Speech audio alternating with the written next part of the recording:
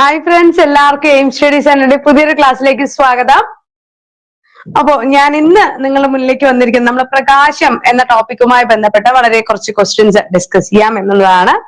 നമ്മുടെ ചാനൽ ഒന്ന് സബ്സ്ക്രൈബ് ചെയ്തിട്ട് ഞാൻ യൂട്യൂബിൽ നമ്മൾ വരുന്ന ലൈവ് സെഷൻസ് എല്ലാം തന്നെ കൃത്യമായ നോട്ടിഫിക്കേഷൻസ് നിങ്ങൾക്ക് ലഭിക്കുന്നതാണ്. എയിംസിലേക്ക് ജോയിൻ ചെയ്യുക. കൂടുതൽ വിവരങ്ങൾക്ക് 9446537087 നമ്പർ കോൺടാക്ട് ചെയ്താൽ ഓക്കെ. അപ്പൊ നമുക്ക് സ്റ്റാർട്ട് ചെയ്താലോ? അല്ലെ, പ്രകാശ തീവ്രതയുടെ യൂണിറ്റ് എന്താണ്? കാൻഡ്ല എന്നുള്ളതാണ്. CD എന്ന് റെപ്രസെന്റ് ചെയ്യും. CD എന്ന് റെപ്രസെന്റ് ചെയ്യും. ഇങ്ങനെ റെപ്രസെന്റ് ചെയ്യുന്ന സമയത്ത് നമ്മള് നിയമങ്ങൾ പഠിക്കുന്നുണ്ട് അല്ലെ. ഈ പറയുന്ന അളവുകളും യൂണിറ്റുകളും എന്ന ചാപ്റ്റർ പഠിച്ചപ്പോ അടിസ്ഥാന യൂണിറ്റുകൾ എന്ന് പറഞ്ഞ് നമ്മൾ 7 യൂണിറ്റുകളെ കുറിച്ച് പഠിക്കാറുണ്ട് അല്ലെ. ആ 7 യൂണിറ്റുകളെ എങ്ങനെയാണ് റെപ്രസെന്റ് ചെയ്യേണ്ടത്? SI യൂണിറ്റുകൾ പറയുന്ന സമയത്ത് പറഞ്ഞിട്ടുണ്ട്. സ്മോൾ ലെറ്റർ CD ഉപയോഗിച്ചാണ് റെപ്രസെന്റ് ചെയ്യുക. ഇതിനുശേഷം കുത്ത്, കോമ പോലെയുള്ള കാര്യങ്ങൾ നമ്മൾ ഉപയോഗിക്കാൻ പാടില്ല എന്ന് പറഞ്ഞിട്ടുണ്ട്. അങ്ങനെയാണെങ്കിൽ ഹേർട്സ് എന്തിന്റെ യൂണിറ്റ് ആണ് മക്കളെ? HZ എന്നാണ് എന്ത് ചെയ്യുന്നത്? റെപ്രസെന്റ് ചെയ്യുന്നത്. അപ്പൊ നിങ്ങൾ ചോദിക്കും, ഇതെന്താ അപ്പൊ ഇവിടെ ക്യാപിറ്റൽ H എന്ന്? ഹെൻറിച്ച് ഹേർട്സ് എന്ന ശാസ്ത്രജ്ഞന്റെ ബഹുമാനാർത്ഥം നൽകുന്ന പേരാണ് അല്ലെങ്കിൽ യൂണിറ്റ് ആണ് ഹേർട്സ് എന്ന് പറയുന്നത്. അതുകൊണ്ടാണ് HZ എന്നുള്ളതിന് ക്യാപിറ്റൽ ലെറ്റർ കൊടുക്കാൻ സാധിക്കുന്നത്. അതായത് നമ്മൾക്ക് ഈ പറയുന്ന ഒരു ശാസ്ത്രജ്ഞന്റെ പേരിൽ നിന്നും ഉരുത്തിരിഞ്ഞു വന്ന അല്ലെങ്കിൽ അതിൽ നിന്നും ഡിറൈവ് ചെയ്തെടുത്ത യൂണിറ്റുകൾക്ക് ലൈക്ക് എന്താണ്? അത് ഫ്രീക്വൻസിയുടെ യൂണിറ്റ് ആണ് അല്ലെ, അല്ലെങ്കിൽ ആവൃത്തിയുടെ യൂണിറ്റ് ആണ്. ഓക്കെ, അപ്പൊ അങ്ങനെയുള്ള യൂണിറ്റുകൾ ലൈക്ക് വോൾട്ട് ഏതാണ്? V. ആംപെയർ കറണ്ടിന്റെ അല്ലെ, ഏതാണ്? I. അതേപോലെയുള്ള യൂണിറ്റ് അല്ലെ. ഇതെല്ലാം നമുക്ക് എന്ത് ചെയ്യണം? Capital letter. ന്യൂട്ടൺ ആ യൂണിറ്റ് എങ്ങനെ കൊടുക്കും? N. ബലത്തിന്റെ യൂണിറ്റ് ആണ് ന്യൂട്ടൺ എന്ന് പറയുന്നത് അല്ലെ. ഓക്കെ, അതെല്ലാം പൊട്ടൻഷ്യൽ വ്യത്യാസത്തിന്റെ യൂണിറ്റ് വോൾട്ട് എന്താണ്? V എന്ന അക്ഷരം കൊണ്ടാണ്. ഇതെല്ലാം ക്യാപിറ്റൽ ലെറ്റർ ഉപയോഗിക്കുന്നത് ശാസ്ത്രജ്ഞന്മാരുടെ പേരുകളിൽ നിന്നും ഡിറൈവ് ചെയ്തെടുത്ത യൂണിറ്റുകൾ ആയതുകൊണ്ടാണ്. ഹേർട്സ് എന്നുള്ളത് അതിന്റെ യൂണിറ്റ് ആണ്, ഫ്രീക്വൻസിയുടെ യൂണിറ്റ് ആണ്. ഡെസിബൽ ഏതിന്റെയാണ്? ശബ്ദത്തിന്റെ യൂണിറ്റ് ആണ് അല്ലെ. ശബ്ദത്തിന്റെയാണ് എന്തെന്ന് പറയുന്നത്? ശബ്ദത്തിന്റെ യൂണിറ്റ് ആണ് ഡെസിബൽ എന്ന് പറയുന്നത്. ആംസ്ട്രോങ് ഏതിന്റെ യൂണിറ്റ് ആണ്? പറഞ്ഞു നോക്കട്ടെ. നീളത്തിന്റെ യൂണിറ്റ് ആണ്. 10⁻⁻10 എന്നൊക്കെ പറഞ്ഞിട്ട് നമ്മള് പഠിച്ചിട്ടുണ്ട്. ഓക്കെ അല്ലേ? അടുത്ത ചോദ്യം, പ്രകാശത്തെ കുറിച്ചുള്ള പഠനം ഏതു പേരിൽ അറിയപ്പെടുന്നു? പ്രകാശത്തെക്കുറിച്ചുള്ള പഠനം ഏതു പേരിൽ അറിയപ്പെടുന്നു? അതിനോടൊപ്പം തന്നെ ചെറിയൊരു കാര്യം കൂടെ ഞാൻ പറയാം. ഇപ്പോ നമ്മൾ ഇന്ന് കൊണ്ടുവന്നൊക്കെ സിമ്പിൾ ആയിട്ടുള്ള ചെറിയ ചെറിയ ചോദ്യങ്ങളാണ് കേട്ടോ. ഇനി നമുക്ക് എന്ത് ചെയ്യാം? വലിയ ക്വസ്റ്റ്യൻസ്, അതായത് സ്റ്റേറ്റ്മെന്റ് ലെവൽ, കുറച്ചുകൂടെ ഹയർ ലെവൽ ആയിട്ടുള്ള ക്വസ്റ്റ്യൻസ് അതൊക്കെ ആക്കാം. ഇപ്പൊ നമ്മൾ സ്റ്റാർട്ട് ചെയ്തതല്ലേ ഉള്ളൂ. ഓക്കെ, അപ്പൊ നമുക്ക് എന്ത് ചെയ്യാം? ഇതുമായി ബന്ധപ്പെട്ട് ഇനി അടുത്ത ദിവസം നിങ്ങൾക്ക് ഏത് ടോപ്പിക്കിന്റെയാണ് ഇതേപോലെ ഡിസ്കഷൻസ് വേണ്ടത് എന്നുള്ളത് എന്ത് ചെയ്യാം? നിങ്ങളൊന്ന് കമന്റ് ചെയ്തിടാം. സബ്ജക്ട് ഏത് സബ്ജക്റ്റും ആയിക്കൊള്ളട്ടെ, നിങ്ങൾ കമന്റ് ചെയ്ത് കഴിഞ്ഞാൽ നമുക്ക് എന്ത് ചെയ്യാം? അതുമായി ബന്ധപ്പെട്ടിട്ടുള്ള ഡിസ്കഷൻ സെഷൻസ്, ഇതേപോലെ ക്വസ്റ്റ്യൻ വെച്ചിട്ട് ഡിസ്കസ് ചെയ്യുന്ന സെഷൻസ് വെക്കാം. ഓക്കെ അല്ലേ? അപ്പൊ എന്ത് ചെയ്യാം? ഒന്ന് കമന്റ് ചെയ്യാൻ മറക്കരുത് കേട്ടോ. തീർച്ചയായും ഇത് നിങ്ങളുടെ ഫ്രണ്ട്സിന് ഷെയർ ചെയ്ത് കൊടുക്കണേ. ഓക്കെ, അപ്പൊ പ്രകാശത്തെ കുറിച്ചുള്ള പഠനം ഏത് പേരിൽ അറിയപ്പെടുന്നു? ഒപ്റ്റിക്സ് എന്നറിയപ്പെടുന്നു. ഒപ്റ്റിക്സ്. അപ്പൊ അതിന്റെ ഒപ്പം എന്റെ മക്കൾ പറഞ്ഞ കമന്റ്സ് നോക്കട്ടെ. ഈ അക്വേസ്റ്റിക്സ് എന്താണ്? ഒപ്പം കമന്റ് ചെയ്ത് വരിക. ഫുൾ എനർജി ആയിക്കൊള്ളട്ടെ. അക്വേസ്റ്റിക്സ് എന്താണ്? സൗണ്ടിനെ കുറിച്ചുള്ള പഠനമാണെങ്കിൽ അത് അക്വേസ്റ്റിക്സ് ആണ്. ഓഡിയോളജി ഹിയറിംഗുമായി ബന്ധപ്പെട്ടിട്ടുള്ള ശാസ്ത്രശാഖ. ഹിയറിംഗ് കേൾവിയുമായി ബന്ധപ്പെട്ടത്. ക്രയോജനസ് എന്താണ്? ലോ ടെമ്പറേച്ചർ അഥവാ താപനില, കുറഞ്ഞ താപനിലയുമായി ബന്ധപ്പെട്ടത്. പൈറോജെനിസിസ് ആണെങ്കിൽ ഉയർന്ന താപനിലയുമായി ബന്ധപ്പെട്ടത്. ഉയർന്ന താപനിലയുടെ യൂണിറ്റ് ആണ് കെൽവിൻ, മറക്കരുത്. ദെൻ ഓഡിയോളജി പറഞ്ഞു. ഓഡന്റോളജി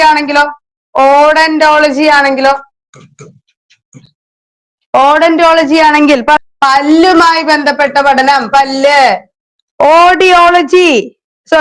ഓഡിയോളജിയാണ് നമ്മൾ പറഞ്ഞ ആദ്യം അല്ലെ.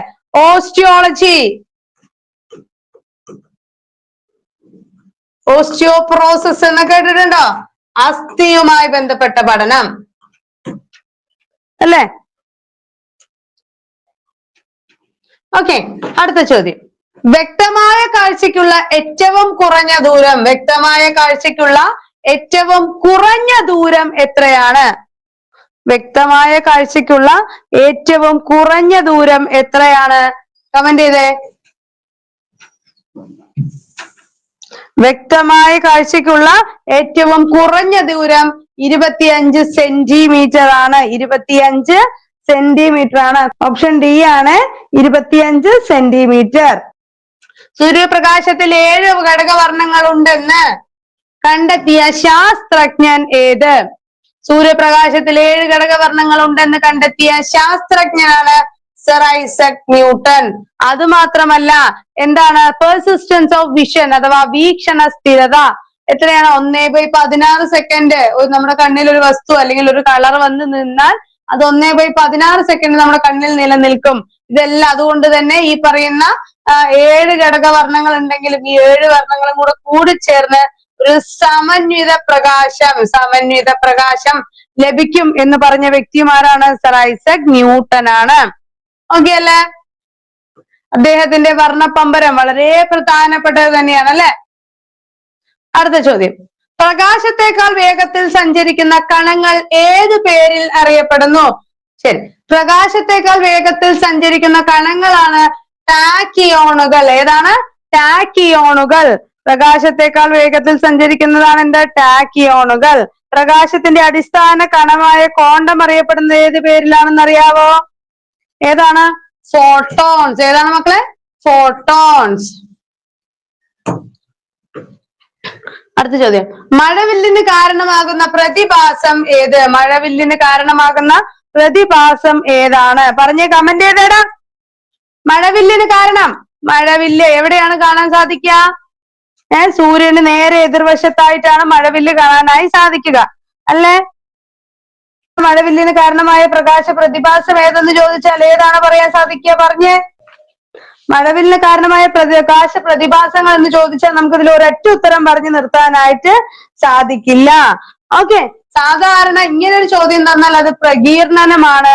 പക്ഷെ കുറച്ചുകൂടെ ഹയർ ഗ്രേഡ് ആയിട്ട് നമുക്ക് ചോദിക്കുകയാണെന്നുണ്ടെങ്കിൽ ഞാൻ പറഞ്ഞു തരാൻ ഒരു ചിത്രം വരയ്ക്കാം. ഇതൊരു മഴത്തുള്ളിയാണ്. ഈ മഴത്തുള്ളിയുടെ അകത്തേക്ക് ചരിഞ്ഞ് പ്രവേശിക്കുന്ന ഒരു ലൈറ്റ് ഉണ്ട്. ഓക്കെ, ആ ലൈറ്റ് എന്ത് ചെയ്യുന്നു? ഇതിനകത്തുകൂടെ വന്നു, എന്നിട്ടോ ഇതിവിടത്തേക്ക് തിരിച്ച് റിഫ്ലക്ട് ചെയ്ത് പുറത്തേക്ക് പോയി. അങ്ങനെ തിരിച്ച് ഇങ്ങനെ 2 റിഫ്രാക്ഷനും ഒരു ടോട്ടൽ ഇന്റേണൽ റിഫ്ലക്ഷനും നടക്കുമ്പോഴാണ് എന്ത് സംഭവിക്കുന്നത്? ഈ പറയുന്ന മഴവില്ല് ഉണ്ടാകുന്നത്. അപ്പൊ പ്രകീർണനം എന്ന് പറയുന്നതിനോടൊപ്പം തന്നെ എന്തൊക്കെ പറയണം? പൂർണ്ണാന്തര പ്രതിഫലനമെന്നും അപവർത്തനമെന്നും പറയണം. മനസ്സിലായോ? ഈ പറയുന്ന അപവർത്തനം തന്നെയാണ് ഏതെന്ന് പറയുന്നത്? പ്രകീർണനം എന്ന് പറയുന്നതും.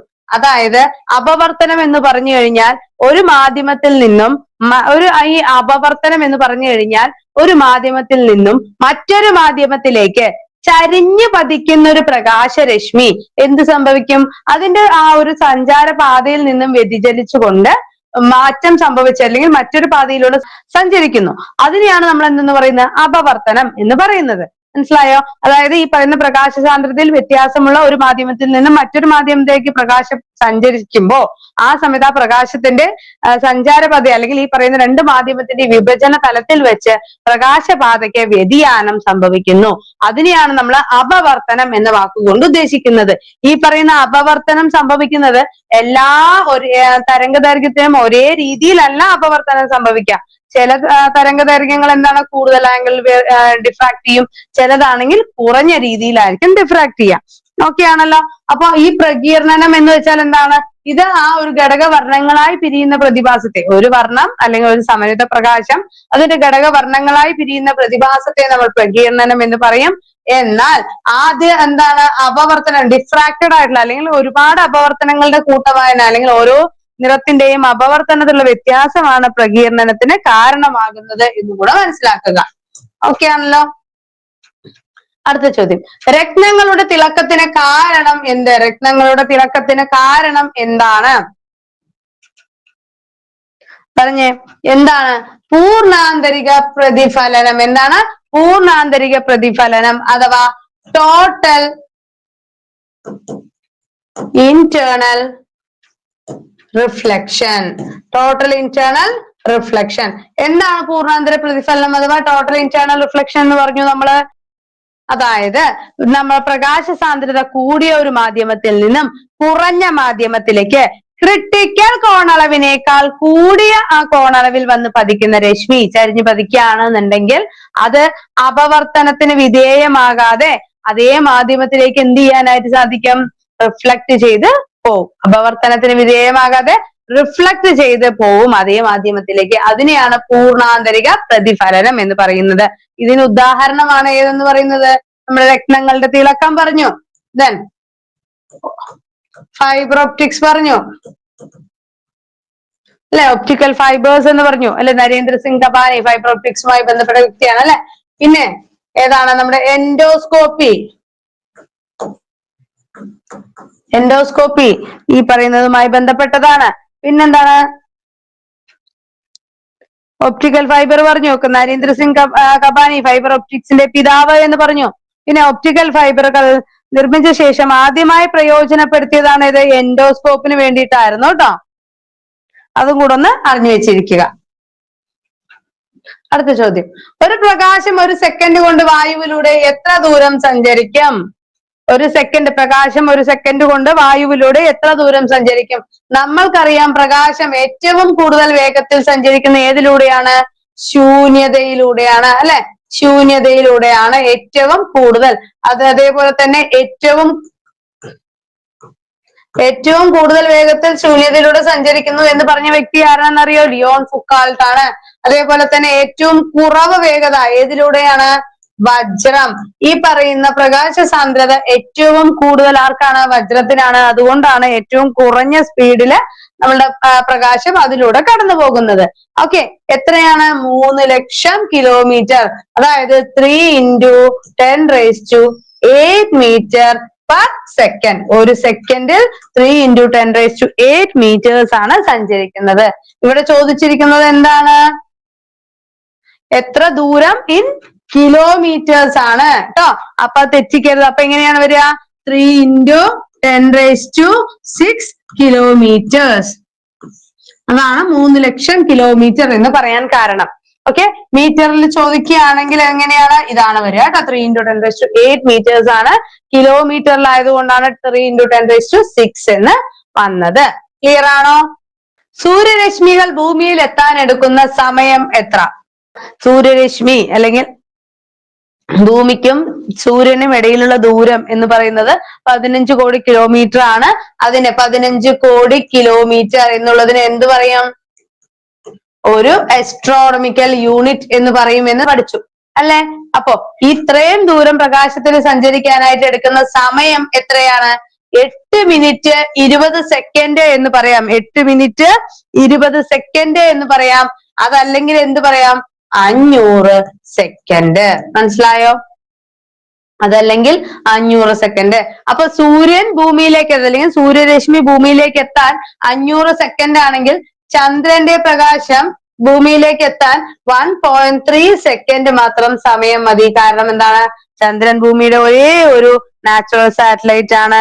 അപ്പൊ അത്ര ദൂരം ഒന്നും സഞ്ചരിക്കേണ്ട, അടുത്താണ് അല്ലേ. ഓക്കെ,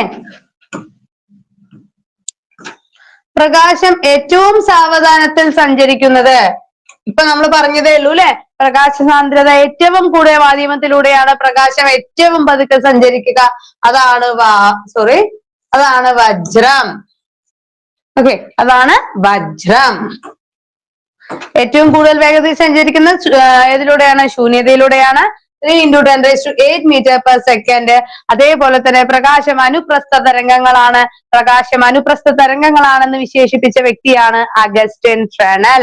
അപ്പൊ ഈ പറയുന്ന പ്രകാശത്തിന് സഞ്ചരിക്കാനായിട്ടൊരു മാധ്യമം ആവശ്യമില്ല. എന്നാൽ ശബ്ദതരംഗങ്ങളുടെ കാര്യം നേരെ ഓപ്പോസിറ്റ് ആണ്. ശബ്ദതരംഗങ്ങൾക്ക് സഞ്ചരിക്കാനായി മാധ്യമം ആവശ്യമാണ്. ക്ലിയർ ആണോ? അപ്പൊ അടുത്ത് ചോദിച്ചോട്ടെ, പ്രകാശം ഏറ്റവും കൂടുതൽ വേഗത്തിൽ സഞ്ചരിക്കുന്ന മാധ്യമം ഏതാണ്? ഇപ്പൊ പറഞ്ഞു നമ്മളല്ലേ, ശൂന്യതയാണ്. അങ്ങനെ പറഞ്ഞ വ്യക്തി ആരാണ്? കമന്റ് ചെയ്തേ നോക്കട്ടെ. ഇപ്പൊ 3 തവണയായി ഞാൻ പറഞ്ഞു തരണു. കമന്റ് ചെയ്തേ.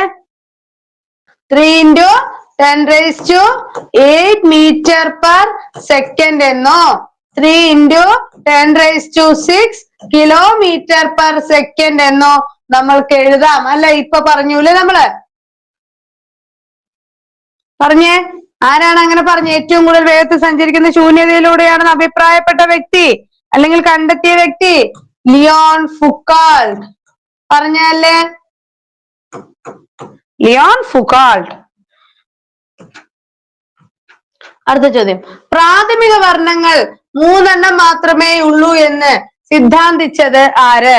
പ്രാഥമിക വർണ്ണങ്ങളെ കുറിച്ചുള്ള ഒരു അഭിപ്രായം അല്ലെ? ഏതൊക്കെയാണ്? Red, blue, green. Red, blue, green അല്ലെ? അപ്പൊ ഇത് ആരാണ് പറഞ്ഞത്? തോമസ് യങ് ആണ്. റെഡ്, ബ്ലൂവും ഗ്രീനും കൂടെ ചേർന്നാൽ എന്താവും? സിയാൻ കളർ ആവും അല്ലെ? റെഡും ബ്ലൂവും ആണെങ്കിൽ എന്താവും? റെഡും ഗ്രീനും കൂടെ ആണെങ്കിൽ എന്താവും? റെഡും ബ്ലൂ ആണെങ്കിൽ മജന്ത.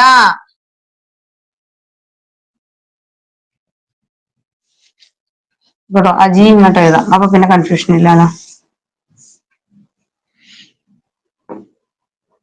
ബ്ലൂവും ഗ്രീനും ആണെങ്കിൽ സയൻ കളർ ആവും.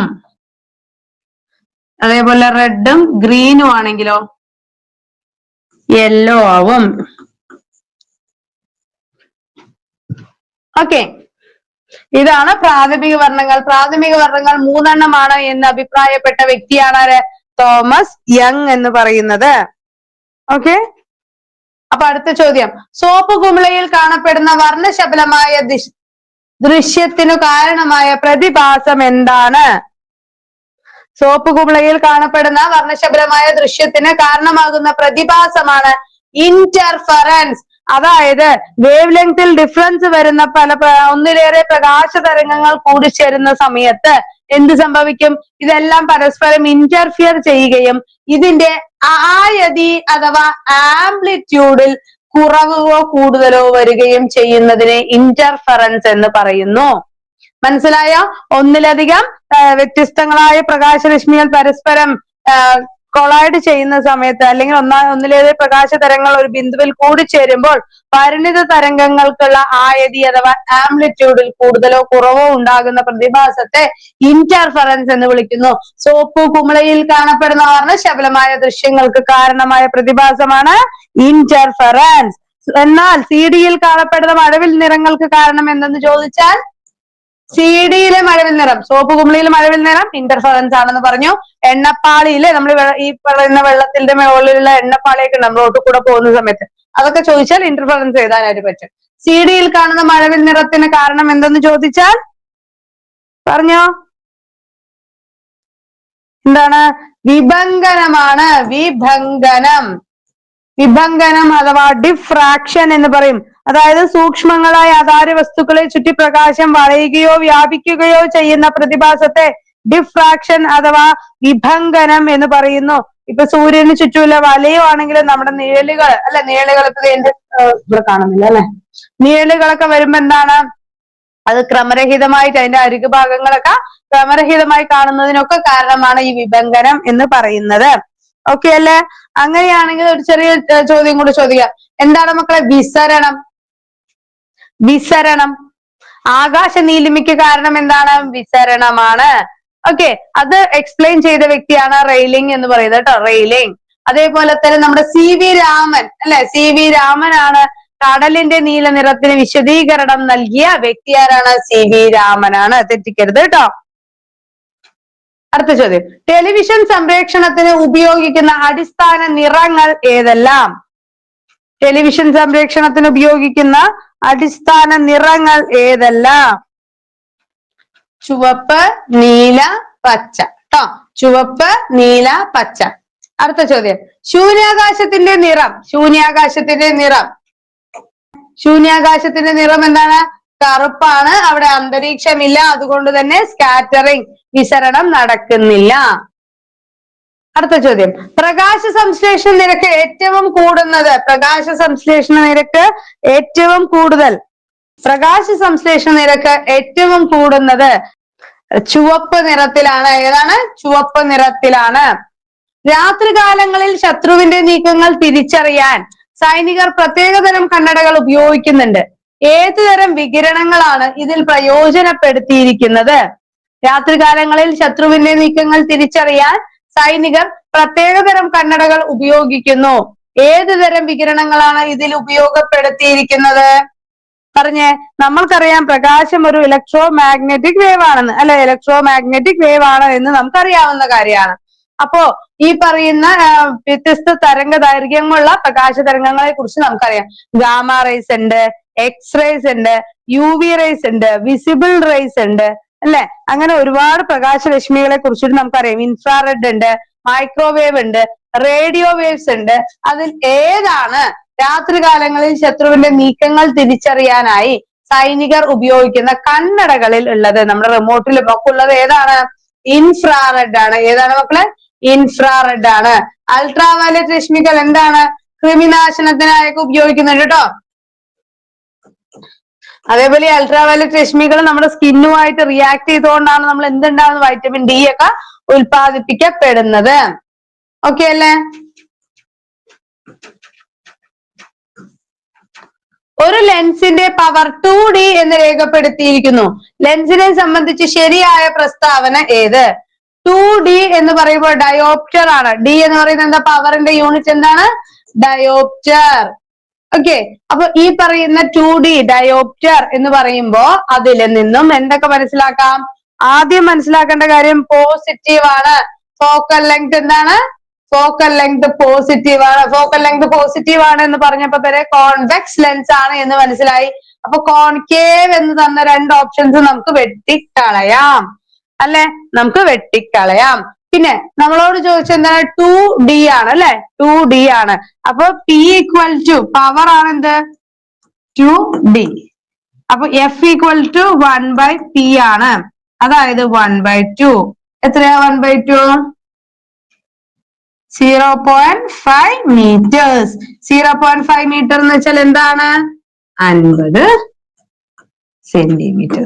അപ്പൊ 50 സെന്റിമീറ്റർ ഫോക്കൽ ദൂരമുള്ള ഒരു കോൺവെക്സ് ലെൻസ് ആണ്, അല്ലെ? 50 സെന്റിമീറ്റർ ഫോക്കൽ ദൂരമുള്ള ഒരു കോൺവെക്സ് ലെൻസ് ആണ് എന്ന് മനസ്സിലാക്കാം. പവറിന്റെ യൂണിറ്റ് ആണ് ഏതെന്ന് പറയുന്നത്? ഡയോപ്റ്റർ എന്ന് പറയുന്നത്. ക്ലിയർ ആണോ? ഓപ്ഷൻ സി ആണ് നമ്മുടെ ഉത്തരം വരുന്നത്. അടുത്ത ചോദ്യം. താഴെ പറയുന്നവയിൽ ഏറ്റവും കൂടുതൽ ആവൃത്തിയുള്ള ഇലക്ട്രോ മാഗ്നറ്റിക് റേഡിയേഷൻ ഏതാണ്? ഏറ്റവും കൂടുതൽ ആവൃത്തിയുള്ള. അപ്പൊ എന്ത് വേണം? ആവൃത്തി നമ്മൾ കുറയുന്ന അളവിലാണ് പഠിച്ചു വെച്ചിരിക്കുന്നത്, അല്ലെ? ആവൃത്തി അഥവാ ഫ്രീക്വൻസി കുറയുന്ന ഒരു ഓർഡർ പഠിച്ചു വെച്ചിട്ടുണ്ട്. എന്താണ്? GXUVIMR, അല്ലെ? അതൊരു പാട്ട് പോലെ പഠിച്ചു വെച്ചാൽ മതി. GXUVIMR ഫ്രീക്വൻസി കുറയാണ്. ഇവിടെ നിങ്ങട്ട് എന്താണ്? ഫ്രീക്വൻസി അഥവാ ആവൃത്തി കുറയുന്നു. ഓക്കെ. ഈ ഓർഡർ ആണ് അത് കൊടുത്തിരിക്കുന്നത്. അപ്പൊ ഏറ്റവും കൂടുതൽ ആവൃത്തി ആർക്കാണ്? ഗാമ റേസിലാണ്. ഏറ്റവും കൂടുതൽ ആവൃത്തി ഗാമ റേസിനാണ്. ഏറ്റവും കൂടുതൽ ആവൃത്തിയും ഏറ്റവും കുറവ് തരംഗ ദൈർഘ്യവും.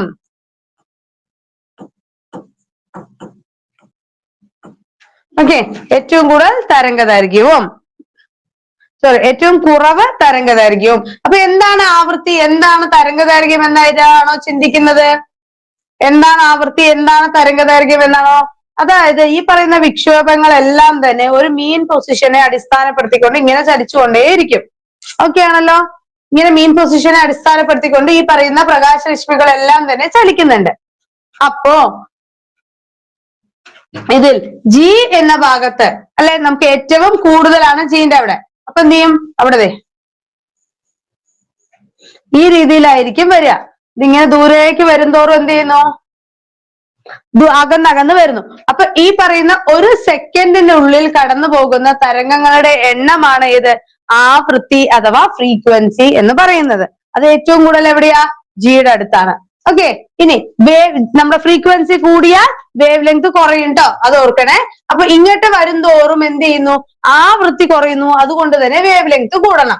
വേവ് ലെങ്ത് എന്ന് പറഞ്ഞാൽ എന്താ? ഒരു തരംഗത്തിന്റെ, ഒരു തരംഗം എന്ന് വെച്ചാൽ ഒരു ക്രസ്റ്റ്, ഒരു ശൃംഗം, ഒരു ഗർത്തം. ഒരു ശൃംഗവും ഒരു ഗർത്തവും ചേർന്നതാണ് എന്തെന്ന് പറയുന്നത് ഒരു വേവ് അല്ലെ. അപ്പൊ ഇതിന്റെ രണ്ട് പോയിന്റുകൾ തമ്മിലുള്ള ആ ഒരു ദൂരത്തെ നമ്മൾ എന്ത് പറയും? അതിന്റെ വേവ് ലെങ്ത് അഥവാ തരംഗ ദൈർഘ്യം എന്ന് പറയും.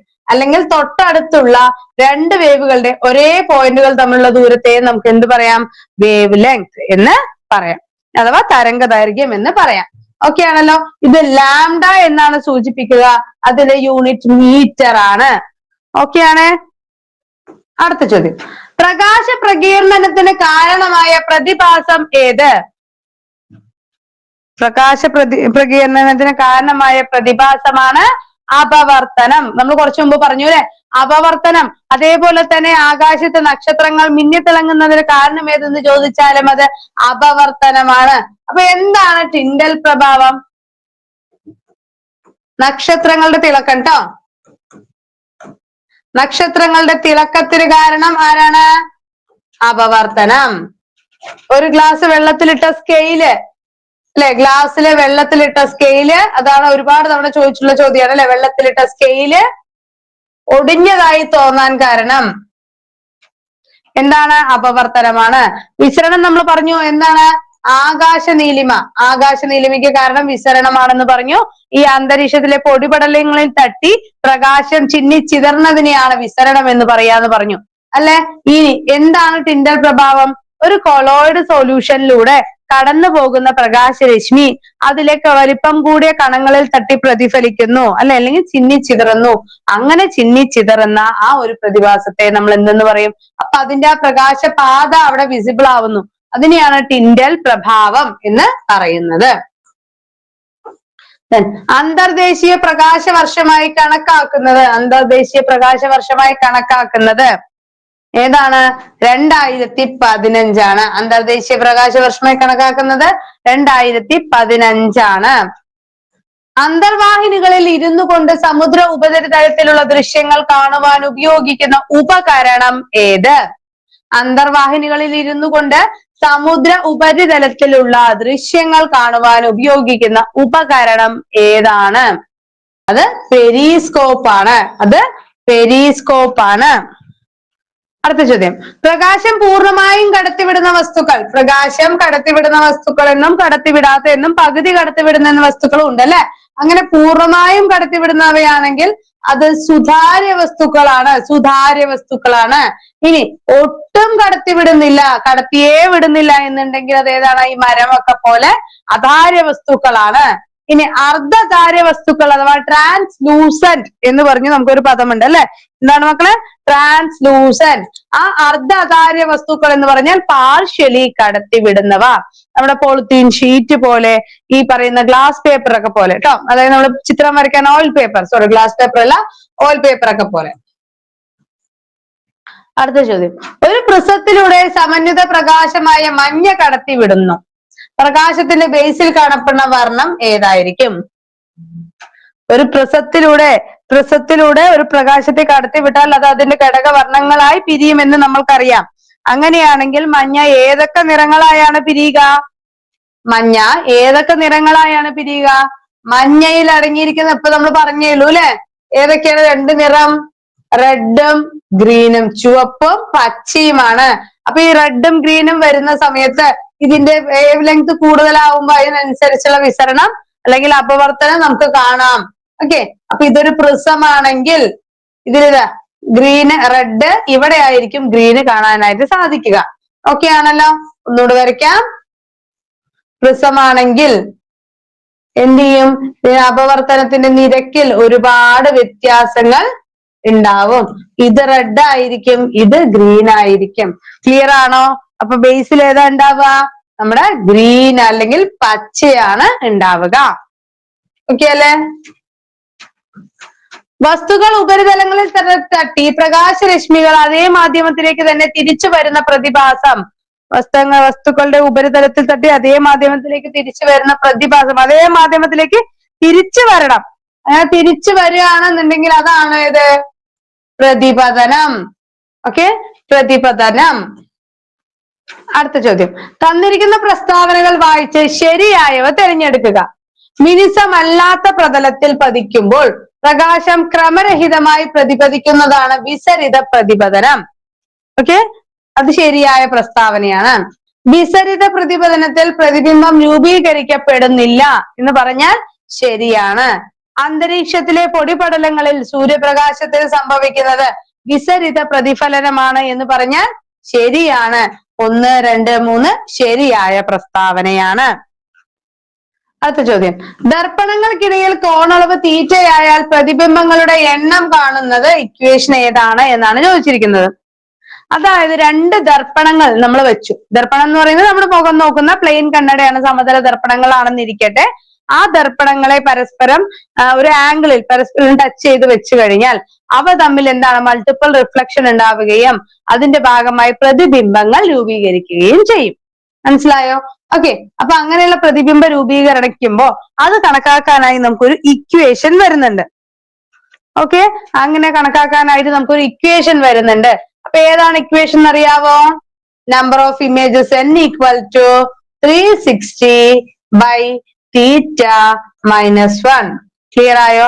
360 ബൈ തീറ്റ മൈനസ് 1. അങ്ങനെയാണെങ്കിൽ ഇഫ് ഇവ തമ്മിൽ സമാന്തരമായാണ് വെക്കുന്നതെങ്കിൽ എത്ര ഇമേജുകൾ ഉണ്ടാവും പറഞ്ഞേ? ഇൻഫൈനൈറ്റ് നമ്പർ ഓഫ് ഇമേജസ്, അതായത് എന്താണ് അനന്തമായ അത്രയും പ്രതിബിംബങ്ങൾ ഉണ്ടാവും. പരസ്പരം ലംബമായാണ് വെക്കുന്നതെങ്കിലോ, പരസ്പരം ലംബമായി വെക്കുമ്പോൾ ഇവയ്ക്കിടയിലെ കോണളവ് 90 ഡിഗ്രി ആകുന്നു. അപ്പൊ 360 ബൈ 90 എത്ര വരും? 4 വരും. 4 മൈനസ് 1 3 പ്രതിബിംബങ്ങൾ രൂപീകരിക്കുന്നു. മനസ്സിലായോ? ക്ലിയർ ആയോ? അതേപോലെ തന്നെ 90 വെച്ചു അല്ലെ. ഇനി ഒരു 30-ലാണ് വെക്കുന്നതെങ്കിൽ, 30 ഡിഗ്രി കോണളവിലാണ് വെക്കുന്നതെങ്കിൽ എന്താണ്? 360 ബൈ 30 എന്താണ്? 12. 12 മൈനസ് 1 11 പ്രതിബിംബങ്ങൾ. ക്ലിയർ ആണോ? 11 പ്രതിബിംബങ്ങൾ രൂപീകരിക്കുന്നു. അടുത്ത ചോദ്യം, ദർപ്പണത്തിൽ നിന്നും വസ്തുവിലേക്കും പ്രതിബിംബത്തിലേക്കും ഫോക്കൽ ദൂരത്തിലേക്കുമുള്ള ദൂരങ്ങളെ തമ്മിൽ ബന്ധിപ്പിച്ച് എഴുതുന്ന ദർപ്പണ സമവാക്യം ഏത്? ദർപ്പണത്തിൽ നിന്നും വസ്തുവിലേക്ക് എന്താണ്? യു. പ്രതിബിംബത്തിൽ അതേപോലെ തന്നെ പ്രതിബിംബത്തിലേക്കുള്ള ദൂരം വി, ഫോക്കസിലേക്കുള്ള ദൂരം എഫ്. യുവും വിയും എഫും തമ്മിലുള്ള യോജിപ്പിച്ച് വരയ്ക്കുന്ന ഇക്വേഷൻ ആണ് 1/f equal to 1/u plus 1/v. 1/f equal to 1/u. ദർപ്പണങ്ങളാവുമ്പോ എങ്ങനെയാണ്? 1/u, f equal to 1/u plus 1/v ആണ്.